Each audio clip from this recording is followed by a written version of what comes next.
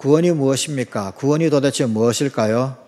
적극적으로, 소극적으로 두 가지를 한번 생각해 볼 수가 있습니다. 우선 소극적으로 구원이라고 하는 것은 죄 사함 받고 영생을 얻는 것, 이것이 구원입니다. 그러나 적극적으로 구원은 여기에서 한 걸음 더 나아가서 예수 그리스도를 닮아가고 그러면서 하나님이 기뻐하시는 일을 하면서 살아가는 인생을 말하는 것입니다.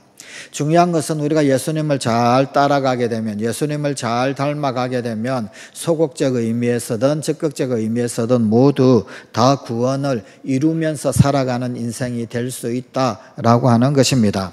자, 그런데 문제는 뭐냐면 이 예수님을 따른다, 예수님을 닮아간다, 예수님 뒤쫓는다라고 하는 이 인생이 이게 말처럼 그렇게 쉽지가 않다, 그런 말입니다. 예수님을 따라가려고 하는 우리 앞에 놓여 있는 여러 방해물들이 있어요. 그건 장애물로 우리에게 작용을 하는데 예수님을 제대로 뒤따르지 못하도록 방해하는 것들, 장애물들이 참 꽤 여럿 있습니다. 어떤 사람들은 믿지 않는 가족이 장애물이다 그렇게 말하기도 합니다. 또 어떤 사람은 환경 탓을 합니다. 이런 환경 저런 환경 뭐 형편이 이래서 어떻게 해서 그래서 참 예수님을 제대로 잘 따라가기가 쉽지가 않다라는 겁니다. 또 어떤 사람은 사탄의 역사가 장애물이라고 말합니다. 사탄이 역사하는 게 있다는 거예요. 와, 이 사탄의 역사가 너무 커가지고 정말 예수님 따르는 게 쉽지 않다. 뭐 나름대로 다 일리가 있는 말들입니다. 그리고 어느 정도 그런 분명히 연유도 있을 것입니다. 그러나 가만히 좀 더 깊이 생각해 보면 진짜 장애물이 뭔가, 정말 진짜 장애물은 사실은 알고 보면 자기 자신입니다. 예수님 따라가는 그 일에 가장 큰 장애가 사실은 바로 자기 자신이다 라고 하는 것이 오늘 본문 24절의 가르침입니다. 누구든지 제 목숨을 구원코자 하면 잃을 것이요 누구든지 나를 위하여 제 목숨을 잃으면 구원하리라. 자기 목숨 살고 나 살고 그러면은 사실은 잃게 되더라는 거예요. 그러나 나를 버리게 된다면 오히려 구원을 얻게 된다, 그런 이야기입니다. 자신이 구원을 받기 위해서는 오히려 자기 자신을 잃어버려야 한다. 이것이 성경이 우리에게 가르쳐 주시는 진리입니다. 그렇습니다. 우리가 예수님을 잘 따라가려면 먼저 자신을 잃어버릴 줄 알아야 합니다. 자기를 버릴 수 있어야 된다, 그런 말입니다. 그러나 문제는 우리가 어떻게 자신을 잃어버릴 수 있느냐라는 것입니다. 그런데 오늘 우리에게 주신 하나님의 말씀은 아주 간단하게 이 문제에 답을 주고 있습니다. 그냥 예수님을 잘 따르기만 하면 됩니다. 부활하시고 그래서 지금도 살아계셔서 우리를 인도하시는 그분은 지금도 여전히 우리를 인도하시는데, 인도하시는 그분을 그 인도를 잘 받아 그대로 따르기만 하면 된다. 그것이 성경이 우리에게 가르쳐 주는 것입니다. 우리가 예수님을 잘 따라가지 못하기 때문에 그래서 오히려 자기 자신이 장애물이 되는 것입니다. 그렇다면 우리는 어떻게 자기 자신이라는 이 믿음의 장애물을 넘어서서 예수님을 잘 따라갈 수 있을까요? 예수님이 본문 23절에서 친히 이 질문에 답을 하십니다.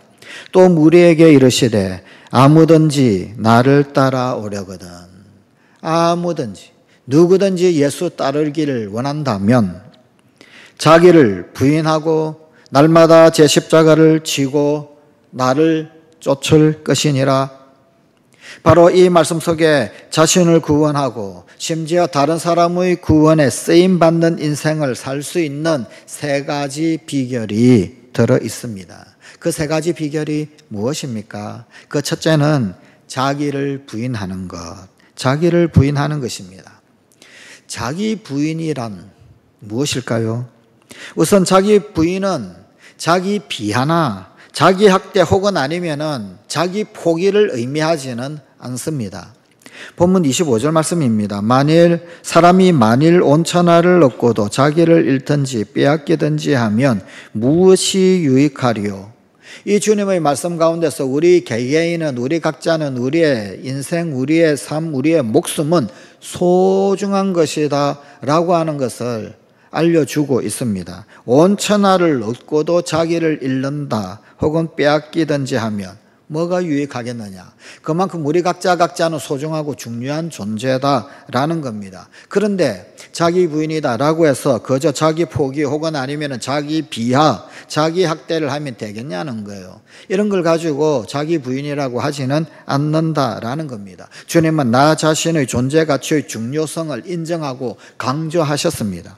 그렇다라고 한다면 오늘 본문 23절에서 자기를 부인하라 라고 하는 말씀, 이 말씀은 도대체 무엇을 뜻하는 것입니까? 이것은 어떤 의미에서 진정한 자기 긍정을 위한 부정이라고 말할 수 있습니다. 자기 긍정을 위한 부정. 좀 어려운 말이죠. 이것을 영성신학자들은 뭐라고 이야기를 하느냐면은 참된 나를 찾기 위해 가짜 나, 거짓된 나를 포기해야 한다 라고 말을 합니다. 참된 나를 찾기 위해서는 거짓된 나, 가짜 나를 버려야 한다, 포기해야 한다. 그러면 거짓된 나는 누구입니까? 무엇입니까? 한마디로 예수님 따라가는 일에 방해가 되는 나, 그게 거짓된 나입니다. 이것은 원래부터 하나님께서 창조하신 나, 그 나가 아니라 타락한 나인 것입니다. 오늘의 내가 창조된 그대로의 나다라고 그러면 나는 무엇보다도 예수님 따라가기를 즐겨 했을 것입니다. 그런데 왠지 예수님 따라가는 것이 힘들고 두렵고 예수님 따라가면 오히려 죽을 것만 같고 한 것. 이거는 본래 창조된 나가 아닌 거더라, 그런 말입니다. 사실 오늘의 나는 어떤 나인가요? 오늘 우리는 어떤 우리들인가요? 예수님을 거부하는 그 어떤 것들, 그것들이 내 안에 자리 잡고 있지는 않습니까? 그것이 바로 타락한 나인 것입니다. 이 사실은 한 사람도 외배가 없습니다. 누구에게나 이 타락한 나, 거짓된 나가 사실은 다 있더라는 겁니다. 왜? 우리 인간은 태초의 에덴 동산에서 전적으로 타락했기 때문에. 우리는 이런 나를 단호하게 부인해야 합니다. 그것은 욕심 많은 나요, 충동적인 나요, 이기적인 나인 것입니다. 이런 나를 경계를 하고 부인하지 못한다라고 그런다면 우리는 결코 성공적으로 예수님을 따를 수 없습니다. 주님을 성공적으로 따라갈 수 없습니다. 이것은 목사에게도 장로에게도 권사에게도 집사에게도 동일하게 다 요구되는 진리입니다. 누구에게는 해당되고 누구에게는 해당되지 않고 하는 그런 것이 절대로 아닙니다. 결코 아닙니다. 내 안에 타락한 내가 존재하고 그런 나 자신과의 치열한 싸움이 존재한다라는 것입니다. 이 싸움을 싸워야 합니다. 이것이 자기를 부인하는 것입니다. 두 번째는 날마다 자기 십자가를 지는 것입니다. 우리는 흔히 세상을 살다가 우리를 힘들게 하는 어떤 사람 혹은 아니면 어떤 사건을 경험하게 되면 그게 십자가다 이렇게 말을 합니다. 내 십자가야. 그게 내 십자가야. 그런 면에서 우리 모두에게는 각자 자기 십자가의 대상들이 있습니다. 아니 어쩌면 많을 것입니다. 어떤 사람은 자기 남편이 십자가라고 그래요. 자기 남편이 십자가 정도 되면 정말 심각한 거죠. 그죠? 예. 자기 아내가 십자가다. 예. 심각한 일이 되는 거죠. 그죠? 예. 또 어떤 사람은요, 시어머니가 자기 십자가라고 그래요. 예. 또 어떤 경우는요, 속썩이는 자식들을 가리켜서 자기 십자가라고 그럴 수도 있습니다. 그렇게 되면 안 되겠지만, 얼마나 속이 상하면, 그러면은, 제 자식이 십자가라고. 그런 말까지도 하겠습니까? 또 어떤 사람은 자기 몸의 질병을 십자가라고 여기기도 합니다. 연약함, 질병, 고통. 또 부실경영으로 빚에 허덕이는 자기 사업을 십자가라고 하기도 합니다. 심지어는 팔리지 않는 부동산이 자기 십자가라고 하는 사람도 본 적이 있습니다. 저놈의 땅이 문제라고. 어떤 목사님이 그 교회의 청년 형제가 십자가 목걸이를 하고 다니는 것을 봤어요. 그리고는 말을 걸었습니다. 이렇게 말했습니다. 형제님, 십자가는 매달고 다니는 것이 아니라 등에 쥐고 다니는 거예요. 예. 그런데 그 말을 들었던 이 형제가 그 말 듣자마자 십자가 목걸이를 뒤로 휙 돌렸습니다. 그러고 난 다음에 목사님께 이렇게 말했대요. 목사님, 이렇게 하면 십자가를 등에 지는 거지요. 여러분, 자기 십자가에 대한 오해이지요. 오해. 진정한 십자가가 도대체 뭘까요? 예수님에게 있어서 십자가는 하나님의 뜻이었습니다. 그분께서 십자가 지신 이유를 보면 알 수 있습니다. 그분이 십자가로 가신 이유, 그분이 십자가를 지신 이유, 그분이 십자가에 못 박히신 이유, 십자가에서 죽음을 맞이하신 이유, 그 이유를 한마디로 말한다라고 그런다면 그것은 그분을 이 땅에 보내신 아버지 하나님의 뜻이었다. 아버지 하나님의 뜻이기에 십자가를 지시고 십자가에 매달리시고 십자가에서 죽으셨습니다. 우리가 아무리 고생을 한다, 아무리 지독한 고통을 겪어낸다, 당한다라고 한다 할지라도 그것이 하나님의 뜻과는 상관이 없는 것이다 라고 한다면 그것은 그저 단순한 고생이요, 단순한 고통일 뿐 십자가는 아닌 것입니다.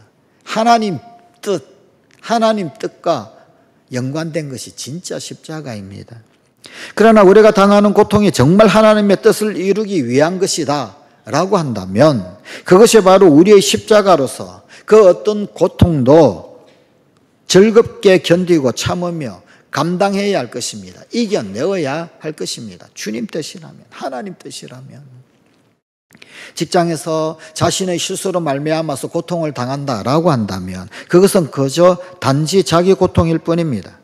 반면 직장 생활하면서 그리스도인으로서 하나님의 기대를 따라서 살기 위해 정직하게 일하다가 부정직한 동료들에게 왕따를 당하고 부당한 고통을 당한다라고 한다면 그것은 십자가를 지는 것입니다. 그게 십자가를 지는 것입니다. 사업을 하다가 하나님의 뜻을 따라서 탈세하지 아니하고 정직하게 세금 내다가 망했다라고 그런다면 그것도 십자가를 지는 것입니다. 굳이 큰 사건 가운데서가 아니다 할지라도 우리 각자의 일상 가운데, 우리 각자의 삶 가운데, 우리 각자의 작은 일 하나하나에서부터 하나님의 뜻을 찾고 묻고 그 뜻에 순종하는 삶을 살고자 하는 것, 그것이 바로 십자가를 쥐고 주님을 따르는 길입니다. 우리 모두에게는 각자 십자가를 지는 방법이 있습니다. 목사에게는 목사의 십자가가 있습니다. 직장인에게는 직장인의 십자가가 있습니다. 학생은 학생으로서의 십자가가 있습니다. 십자가 없는 사람이 없습니다. 십자가 없는 사람 아무도 없어요. 우리가 하나님의 뜻을 따라 살고자 결단한다면 우리에게는 반드시 십자가가 있다. 이 그리스도인의 십자가는 누구에게나 그리스도인이다 라고 한다면 누구에게나 있는 것입니다. 그러나 혹시 특별히 나 혼자만 무겁고 나 혼자만 힘든 십자가를 지고 있다라고 하는 그런 생각하시는 분이 있으십니까? 평소에 자신에게 지워진 십자가가 너무 무겁다라고 생각하시던 어떤 집사님이 있었습니다. 그래서 그분은 곧잘 이렇게 기도를 했습니다. 주님, 제게 있는 십자가가 너무 무겁습니다. 제가 십자가 안 지겠다는 건 아닙니다. 십자가 질게요. 그런데 좀 가벼운 것으로 바꿔주세요. 좀 들어주십시오. 안 지겠다는 거 아닙니다. 그 집사님이 어느 날 꿈을 꾸었어요. 꿈속에서 예수님을 만났습니다. 그런데 그 집사님은 예수님을 만난 것이 너무나 기뻤어요. 그러나 곧 자기 십자가가 참 무겁다, 너무 무겁다라고 하는 그 생각이 났습니다. 그래서 예수님께 이렇게 졸랐습니다. 예수님, 제게 지워진 십자가가 너무 무겁습니다. 제가 십자가 안 지려고 하는 건 아니고요. 십자가 질게요. 그런데 좀 가벼운 것으로 바꿔주시면 안 될까요? 예수님이 듣고는 그런가요? 그러면 나를 따라오너라. 예수님께서 안내를 해갔어요. 따라가 보니까 큰 창고가 나옵니다. 그 큰 창고 문을 여니까 그 창고 안에 수도 없이 많은 십자가가 나오는 거예요. 예수님이 여기 이 안에 있는 십자가는 저 세상에서 성도들이 다 지었던 십자가다. 너의 십자가를 내려놓고 네가 질 만한 십자가를 한번 가져가거라. 바꾸어 줄게. 너무 기뻤어요. 예수님 고맙습니다. 너무 고맙습니다. 그리고는 자기 십자가를 내려놓고는 질만한 십자가가 있나 찾아봤습니다. 처음에 딱 보니까 좀 작은 십자가가 있어요. 두께도 좀 얇고 그래요. 그래가지고 어스름한데 있는데 그거를 그냥 덜쳐매가지고 딱 지려고 그랬는데 와, 들어지지도 않네. 작게 보이는데 가만 보니까 이게 철 십자가예요. 철 십자가. 예. 와, 예수님 이거 너무 무거워서 안 되겠습니다. 다른 거로 바꿀게요. 그리고는 또 다른 것을 찾아봤습니다. 예수님 저거는 얘가 질만한 것 같아요. 저걸로 바꿀게요. 그리고는 그걸 지려고 그랬는데 이번에 십자가는 철 십자가보다도 더 무거운 거예요. 예. 그리고는 창고를 뒤져 찾다가 드디어 십자가를 찾았어요. 저 보니까 이건 좀 질만하다, 좀 가볍다 싶은 거예요. 그 십자가를 찾았습니다. 예수님 이걸로 하겠습니다. 예. 그래, 그럼 그걸 져라. 그런데 각 십자가에는 이름이 적혀 있다. 이름을 한번 보거라. 그리고 봤더니 그 십자가에 자기 이름이 적혀 있더라는 거예요. 여러분, 어쩌면 내가 쥐고 있는 십자가는 가장 가벼운 것일지도 모릅니다. 성관가족 여러분, 내가 져야 할 십자가는 무엇일까요? 그 십자가를 날마다 쥐고 있습니까? 그때 우리는 예수님을 제대로 잘 따라갈 수 있게 됩니다. 마지막 세 번째는 주님을 신실하게 쫓아가는 것, 주님을 신실하게 따라가는 것입니다. 그리고 나를 좇으라. 자기를 부인하고 자기 십자가를 지고 그리고 나를 좇으라. 앞의 두 가지, 자기를 부인하는 것 그리고 자기 십자가를 지는 것, 이것이 다소 소극적인 것이다 라고 한다면 나를 따르라 라고 하는 이 명령은 적극적인 것입니다. 적극적으로 예수님을 따르라는 겁니다. 예수님 뒤쫓으라는 것입니다. 또한 이것은 날마다 지속적으로 순종해야 할 명령입니다. 하루는 예수님 따르고 이틀째부터는 아이고 다리 아프다 조금 쉬고 그러면 안 된다는 거예요. 나를 따르라 라고 하는 이 명령은 계속해서 지금부터 계속해서 앞으로까지 영원까지 나를 따르라, 그런 의미입니다. 그런 시제입니다. 그래서 무엇보다도 우리 신앙의 신실성을 요구합니다. 주님을 따르는 것은 했다 말았다가 아니라 끝까지 꾸준히 나아가는 것, 신실성을 요구합니다. 우리는 날마다 모든 곳에서 신실하게 주님을 좇아야 합니다. 사실 이 마지막 명령에 적극적으로 반응하여서 순종을 한다면 앞에 두 가지는 해결이 돼요. 자기를 부인하는 것. 예수님을 끝까지 신실하게 뒤따르고 쫓으면 나를 부인하게 되는 거죠. 왜 예수님을 따르는데 내 것 챙길 겨를이 어디 있겠습니까? 예수님을 신실하게 뒤쫓는다라고 하는 것은 자기 십자가를 지는 삶, 자동적으로 살 수 있게 되는 것입니다. 어떻게 나 자신을 부인할까? 어떻게 내 십자가를 질까? 이렇게 늘 자기 자신만을 의식하고 자기 부인을 위해서 애쓰기보다는 주님께 내 인생의 초점을 맞추는 것이 중요합니다. 주님 바라보고 주님 뒤따르고 그렇게 살아가는 것이 훨씬 더 중요합니다. 그러면 앞에 두 가지는 해결이 돼요.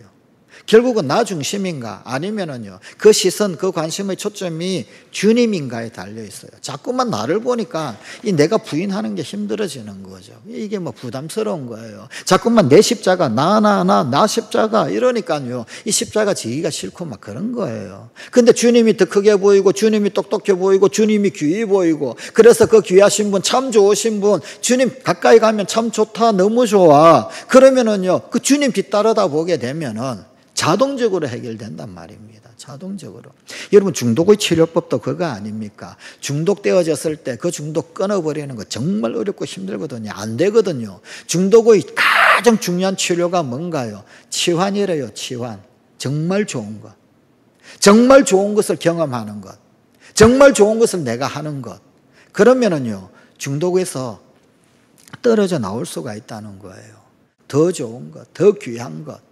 정말 더 엄청난 환희와 기쁨을 맛볼 수 있는 것, 그걸 하는 것, 그게 중독의 치료법입니다. 자기 부인도 마찬가지, 자기 십자가도 마찬가지.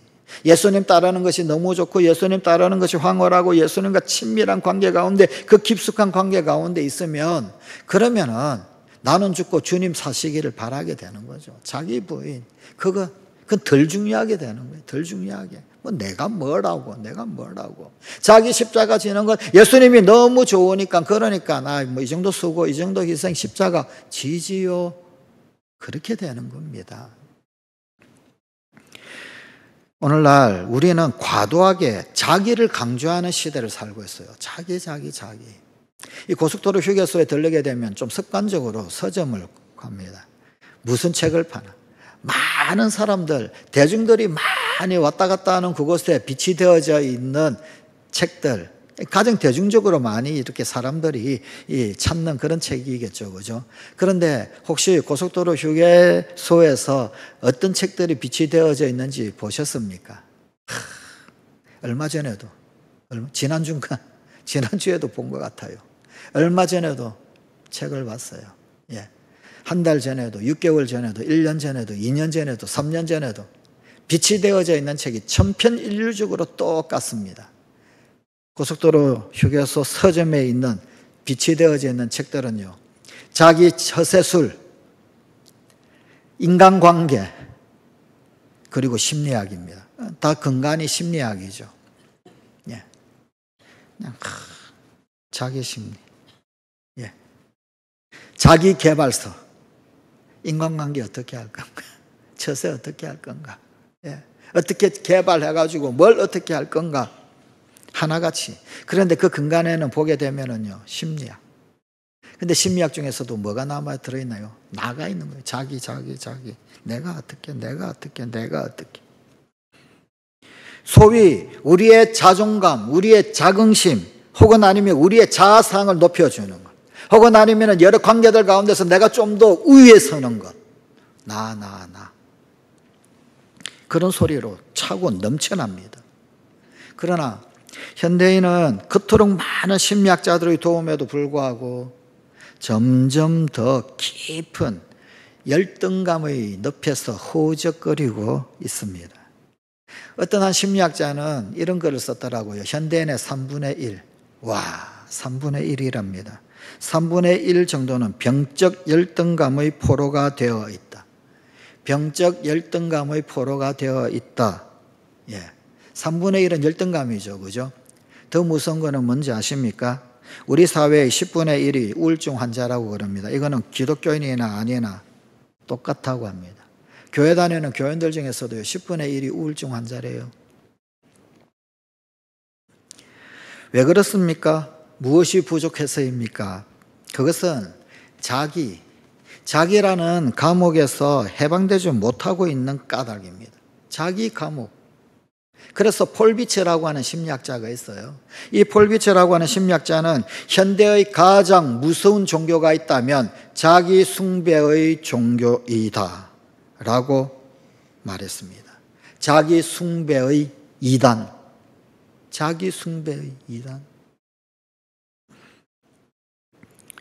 그러나 자기 숭배의 유혹은 사실은 본래 사탄에서부터 비롯된 것입니다.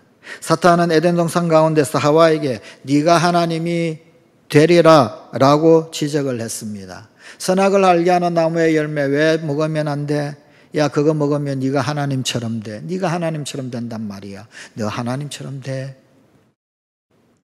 그러나 예수님은 오히려 사단에게 단호하게 선포하셨습니다. 주 너의 하나님께만 경배하라. 주 너의 하나님께만. 경배의 대상은 오직 하나님 한 분뿐이시다라는 사실을 가르쳐 주셨습니다. 오늘날 소위 인간 복제 이런 가능성이 막 보이죠, 그죠? 복제 인간. 예. 여러분, 이것 역시 이 인간 숭배 그야말로 절정에 도달하고 있는 듯한 그런 어떤 현상들을 보여주는 것 같습니다. 인간이 인간을 만들 수 있다라고 한다면 이것은 곧 인간이 신이 될 수 있다. 그런 생각 때문이기도 하지요. 인간이 신의 영역에 도달하겠다. 그런 의미이기도 합니다. 그러나 인간 복제가 과연 이 창조의 차원과 같은 것일까요? 과연 하나님이 온 우주 만물을 창조하셨을 때 그 창조와 같은 그런 신적 경지일까요? 이런 유머가 있습니다. 어떤 복제교, 복제교 교주 과학자가 있었습니다. 이 복제교 교주 과학자가 신에게 도전을 했다고 합니다. 나도 이제는 인간을 만들 수 있다. 그의 호언장담을 들은 하나님이 그래 그러면 한번 만들어 봐. 내가 아담을 만들 때와 똑같이 인간을 만들어 보거라. 그 복제교 교주 과학자는 의기양양한 표정으로 그렇게 하지요 라고 대답했습니다. 그리고는 자신만만하게 흙을 집어들었다고 합니다. 그런데 갑자기 그때 하나님께서 말씀을 이렇게 하셨다고 그래요. 잠깐. 야, 내 흙 가지고 만들지 말고 네 걸로 만들어. 네 흙으로 만들어. 인간과 하나님 사이에는 여전히 존재의 질적인 차이가 있다라는 사실 알아야 합니다. 나를 쫓아라라고 말씀하신 예수님이 오늘 본문 말씀 가운데 이 말씀 바로 다음 장면, 본문 이 말씀 바로 다음 장면, 제자들을 데리고 어떤 곳에 가십니다. 그 내용이 뭐냐면요, 소위 말하는 변화산. 오늘 본문 말씀하시고 난 바로 그 다음 장면이 변화산에 3명의 제자들을 데리고 올라가시는 이야기입니다. 본문 바로 다음에 나오는 누가복음 9장 36절입니다. 소리가 그치매 오직 예수만 보이시더라. 제자들이 잠잠하여 그 본 것을 무엇이든지 그때에는 아무에게도 이르지 아니하니라. 바로 이 산상 가운데서 예수님은 친히 신의 영광을 제자들에게 보여주셨습니다. 그리고 이 기적의 절정 가운데서 제자들은 오직 잠잠하며 예수님만 볼 수 있었습니다. 오직 예수만 보이시더라. 제자들이 잠잠하여 잠잠히 오직 예수만 보는 이 상황. 제자들이 잠잠히 볼 수 있었던 그분이 주님이시며 하나님이셨습니다. 우리가 그분을 따를 수 있고 그리고 그분을 볼 수 있을 때, 그분에게 초점을 맞출 수 있을 때, 그리고 우리가 그분의 제자이다라는 사실을 알 때 우리는 자기 숭배의 유혹에서도 혹은 자기 자학의 열등 가운데서도 해방될 수가 있는 것입니다. 다시금 누가복음 9장 36절을 읽어드립니다. 소리가 그치매 오직 예수만 보이시더라. 오직 예수만 보이시더라. 제자들이 잠잠하여 오직 예수만 보고 오직 예수님 그분 앞에서 잠잠할 것, 그것이 오늘날 우리에게 요청되는 주님 앞에서의 자세입니다. 우리는 다만 그분을 따르고 그분만 바라보고 그분 앞에 잠잠하고 그리고 그분에게 쓰임받는 기쁨으로 충만한 인생을 살 수 있게 됩니다. 성관가족 여러분, 예수님을 태우고 예루살렘 성에 입성했던 한 마리의 어린 나귀를 기억하십니까? 저는 그 본문의 말씀을 읽을 때마다 기억나는 사건이 하나 있습니다. 고등학생 때였었습니다. 한 기도원을 간 적이 있었어요. 그런데 그 기도원은요, 은사 집회를 하는 곳이었습니다. 원장님은요, 남편 목사님, 부원장님은요, 사모님이신 전도사님. 그 두 분이 한참 기도회 중에, 근데 그 전도사님, 사모님 전도사님이 자꾸만 제가 앉아있는 쪽으로 오는 거예요. 본능적으로, 직감적으로 알았습니다. 와, 내한테 오는구나. 그리고 이 본능적인 직감은 왜 안 틀릴까요? 정말 저를 앞으로 불러내었습니다. 그리고는 대뜸 목사님한테 업혀라고 그러는 거예요. 도대체 목사님한테 어떻게 업혀요? 근데 쭈뼛쭈뼛하고 그러고 있으니까, 그러니까 목사님이 빨리 업혀라고, 그러고는 날름 저를 업으셨어요. 그리고는요, 그 실내를 한 바퀴 휙 도셨습니다. 그리고는요, 제자리로 돌아오니까 이제는 바꾸래요. 그래서요, 이제는요, 제가 목사님을 업었어요. 그 목사님은 아주 그냥 뚱뚱했거든요. 얼마나 무거운지. 그리고는 역시 그 목사님을 업고 또다시 그 실내를 한 바퀴를 삥 돌았습니다. 그리고 난 다음에요, 내리시고, 목사님이 내리시고 난 다음에 전도사님이 무슨 뜻인지 알겠냐는 거예요. 어렴풋이 직감하고 알았어요. 눈치를 챘어요. 그런데 모르는 척 했습니다. 잘 모르겠는데요. 그랬더니 그 전도사님이 이렇게 설명해 주었습니다.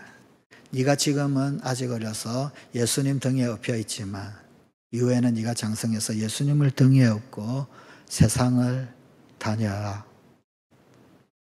네가 예수님을 등에 모시고 세계를 다녀야 한다. 사실 그때는 그 말이 싫었습니다. 그 일은 내 일이 아니었으면 좋겠다라고 생각을 했습니다. 그런데 그 말이 지금은 참 좋아요. 참 좋아요. 예수님을 등에 업을 수 있다면 예루살렘 성에 입성하실 때, 이제는 십자가를 앞에 두고 예루살렘 성에 입성하셨을 때 그 어린 낙이 한 분도 짐을 져보지 않은 낙이라고 성경은 기록하고 있습니다. 그런데 첫 짐이 예수님이었어요. 얼마나 힘들었을까요? 얼마나 아팠을까요? 아무런 소리도 못했을 겁니다. 아무런 자기 주장도 하지 못했을 것입니다. 그런데 그 비틀비틀거리는 어린 낙이, 그런데요, 그 낙이 앞에는요, 옷이 펼쳐졌어요. 종려나무 가지가 흔들렸습니다. 그리고 외치는 소리가 있었습니다. 호산나 다윗의 이름으로 오시는 이여. 물론 그 환호성은 우리 주님 예수님을 향한 환호성이었고 영접이었고 환영이었습니다. 나귀가 착각을 하면 안 되죠. 나귀가 나를 위해서 종려나무 가지를 흔들어 주는지, 나귀가 나를 위해서 옷을 길거리에 펴고 그리고는 사람들이 노래를 부르는 거고 그렇게 착각을 하면 안 되죠. 그러나 그럼에도 불구하고 이 나귀는 오직 예수님을 등에 태웠다라고 하는 그 이유 하나만으로 많은 사람들의 환호성 속에 주인공이 되었어요. 알고 보면 성관가족 여러분, 우리는 다 예수님 등에 업혔던 사람들 아닌가요? 우리 주님 예수님이 나를 이만큼 업어서 키우셨고 이만큼 업으셔서 여기에다가 데려다 놓으셨고 주님이 나를 등에 업고 이때까지 오셨기에, 그랬기에 고통도 고난도 캄캄한 어둠의 터널도 지나오지 않았던가요? 혹 그렇다라고 한다면 그러면 이제는 내가 예수님을 업고 모셔야 하지 않겠습니까? 우리 모두 예루살렘 입성할 때 그 어린 나귀가 되기를 기도합니다. 교회 공동체에 속한 모든 성도들, 주님께 예배 드려 참으로 임재하시는 그 주님 환영하고, 그리고 또 겉옷을 벗어 던지고 다만 그분을 왕으로 인정하고 종려나무 가지를 흔들면서 찬양하는 그 거룩한 기쁨으로 충만해지는, 내가 아니라 오직 주님이 보이는, 내가 아니라 오직 예수님만 보이는 그런 은혜 가운데 잠기는 우리 성관가족들이 되십시다. 그리하여서 이 땅의 모든 교회들마다 이 시대에 겸손히 자신을 낮추고, 아니 예수님 내가 등에 업어도 좋다고, 아니 나는 예수님 밑에 깔려도 좋다고, 예수님이 내 위에 계시고 예수님이 내 등에 계시고, 아니 나는 예수님을 업고 예수님 밑에 있는 것, 그게 좋은 것이라고, 그리고 다만 주의 영광을 찬미하는 그 구원의 공동체, 그 공동체가 교회 공동체가 될 수 있기를 소망하는 그런 우리 성관가족들이 되십시다. 우리 하나님 나라를 위해서 주님, 그리고 또한 복음을 위하여서 자기 자신을 버리기로 결심을 한다면 이제 우리는 우리를 구원하시고 우리를 쓰시는 놀라운 주님의 영광 보게 될 것입니다. 그분이 찬송받으시고 많은 사람들이 옷을 벗어 던져서 그 앞길을 깔고 손에 종려나무 가지를 들고 환호하는 것, 그것을 보게 될 것입니다. 어린 나귀의 기쁨은 등에 태우신 예수님, 그분이 환호받으시고 찬양받으시고 호산나 다윗의 자손이여 라고 하는 엄청난 찬송 받으시는 것, 그게 나귀의 기쁨이고 나귀의 즐거움이었습니다. 그렇다면 지금은 나와 우리의 이웃들이 구원받는데 쓰임받기 위해서 우리는 우리 자신을 잃어버리는 법을 배워야 할 때 아닙니까? 가짜 나를, 거짓된 나를 버려서 참된 나를 주님 앞에 찾아갈 때 우리 주님은 오히려 영광 받으실 것입니다. 자기를 부인하고 자기 십자가를 질 수 있는, 아니 더 나아가서 오직 주님만 보이고 오직 주님만 따를 수 있는 우리 성관 가족들이 되십시다. 이제는 더 이상 자기 숭배라는 이단 가운데 후적거리지 마십시다. 기도하시겠습니다. 아버지 하나님, 나 자기 처세술, 자기 인간관계, 자기 자긍심으로 똘똘 뭉쳐있는 오늘날 우리의 시대 속에서 자기를 부인하고 날마다 제 십자가를 지고 나를 따를 것이니라 라는 주님의 분부는 참으로 매력이 없는 말씀처럼 우리에게 들려올 수도 있음을 고백합니다.